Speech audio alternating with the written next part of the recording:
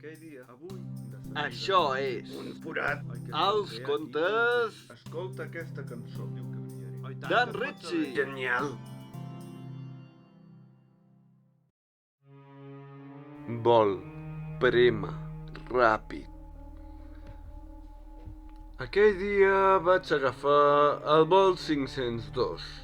Semblava que tot anava bé i que seria un viatge ràpid, però algú va prémer el botó que no devia i l'avió va començar a caure en picat.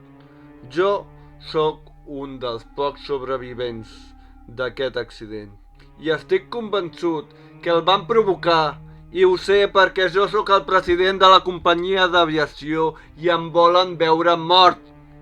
Per sort, no ho han aconseguit. Voldran tornar-me a matar, però no ho aconseguiran. I si ho aconsegueixen, ara ja ho sabrà tothom, perquè ho estic dient a les notícies.